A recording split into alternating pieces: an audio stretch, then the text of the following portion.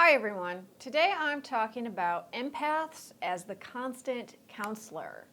Most empaths are dissatisfied in their friendships. Yes, this is true. The problem's not that we have trouble making friends, exactly. In fact, quite the opposite. Empaths usually draw people to them, whether we are in an office or we're in a friend group or we're in a school classroom type setting. Even though we're quiet, and most empaths do tend to be introverts, we also tend to draw people to us. Now, we might have problems trusting people, so we don't usually ever show anyone the full extent of our real self. We tend to always hold back, but still people are drawn to us. So we don't have any problems actually making friends. The problem is that most of our friendships are one-sided, and if you are an empath, you can attest to this. This is because of a few different reasons. Number one, empaths are excellent listeners. We're really good at deeply listening to people and actively listening to people, which means we're actually paying attention. We're fully present, we're asking questions, we're diving deeper with that person. We're giving them our full presence in that moment. We are accepting and non-judgmental. That's number two. We tend to not pass judgment on people's life choices. We don't give unsolicited feedback. We don't share our opinions with others unless we are directly asked. We're very good at just being the listener and holding space for the person. This is why so many people are drawn to us. They sense that we are a safe space and they feel safe with us. And so a lot of people end up telling us their secrets and their life stories. And if you are an empath, you know you've experienced this. Maybe you were on a bus or on a subway, sitting on an airplane. You start talking to the person next to you, and before you know it, they're telling you everything. And this happens all the time. People you don't know very well will really share deep things with you, intimate, private stuff. This is because they can feel your energy, and they feel that you are accepting, non-judgmental, and a safe space. So obviously, friends feel very safe coming to us with problems. Friends really tend to seek us out when they're going through crisis, they're going through a tough spot, and they really just need someone to listen. We do like fulfilling this role. Being the counselor comes naturally to us. It's a role that we enjoy. However, in a lot of friendships, this is all we do, and that's when we stop enjoying it, when it becomes something that's not an equal exchange. And when it's not an equal exchange, we really are just the constant counselor for the other person. This means we are always the one who listens and never the other way around. We're always the one who holds space. We're always the one who asks questions. That's what I hear from a lot of empaths. I realized in my friendship that my friend never really asks questions about me. Or I went out on a first date with someone and I sat there and listened the whole time and they never asked questions about me. That happens a lot to empaths.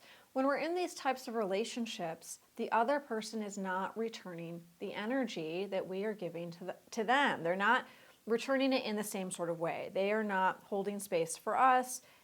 Sometimes they don't even seem to be very interested in us at all, other than as a listening space. So because of this, because of these traits, we're so good at listening, we're really good at holding space, we're really good at being non-judgmental, we attract certain types of people. We tend to attract people who have a lot of drama or are always in crisis. We tend to attract people who are self-absorbed or who are needy or codependent. We also tend to attract toxic people and narcissists. So there's a whole spectrum here. Not everybody who's self-absorbed is a narcissist, and not everybody who goes through a lot of crisis in their life is a toxic person. There really is a spectrum. Some people will be needy and going through crisis and very self-absorbed. However, they do have a good heart. They do genuinely love you, and they do value your friendship. They're not trying to manipulate you. They're not trying to just get out of you whatever they can, and they have an agenda. Now, again, on the other end of the spectrum, you do have the toxic people and the narcissists who really are trying to manipulate you and don't really care about you at all. So this really has to be done on a case-by-case basis when you're examining these one-sided friendships. Why do empaths end up in so many of these types of one-way, one-sided friendships? Well, this is an issue that comes back to boundaries. And whenever I say the B word to empaths, they kind of cringe and they say, oh, boundaries. I know I'm so bad at boundaries. Yes, most of the time we are bad at boundaries, but it's also not that we are bad at boundaries. It's not that just we suck and we're doing something wrong. There are very specific reasons why we have so much trouble with boundaries. So one of these reasons ties to our role as the constant counselor. We're natural counselors. So that really is something that just comes naturally to us. But we also use that role as protection.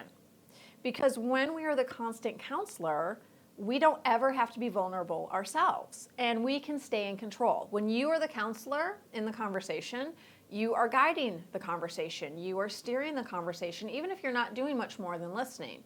You're asking questions, you're triggering different thoughts and feelings in the other person, and you are not having to reveal anything private or personal about yourself.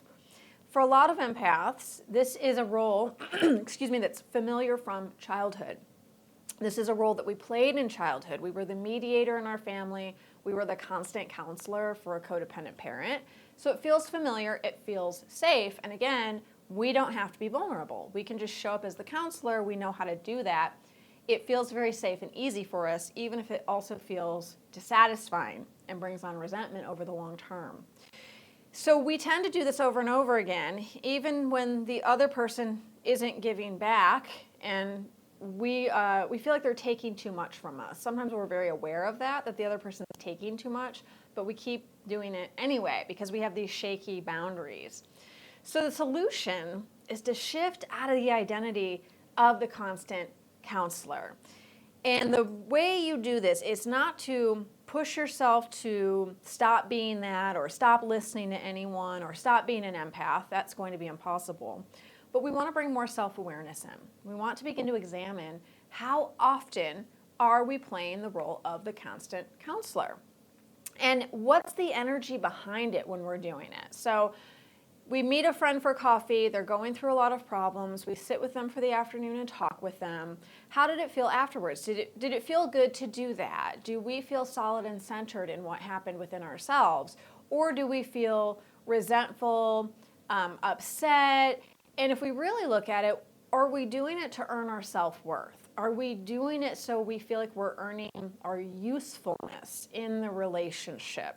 So it's really helpful to look at the energy behind things and how you feel and how you're emotionally reacting to get a grip on your motivations and if this is a good thing for you or not such a good thing.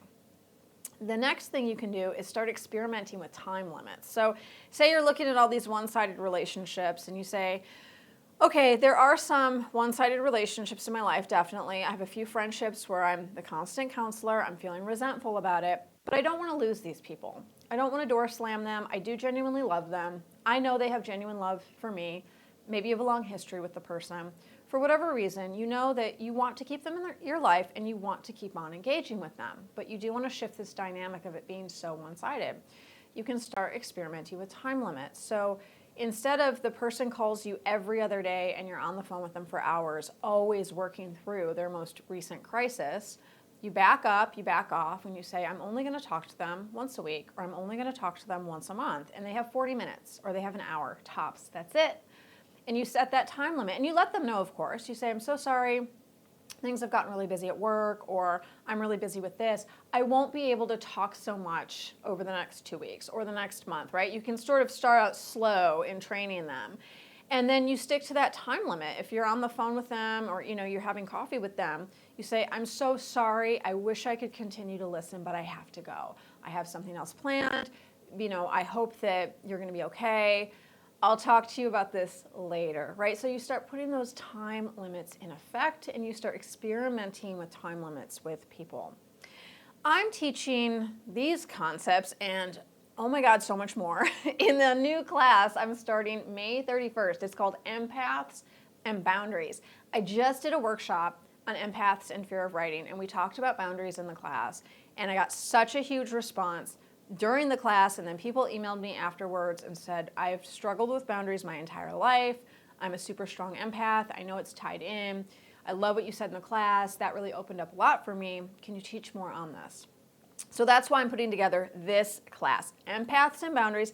It's for 3 weeks. It starts May 31st. It's May 31st, June 7th, June 14th.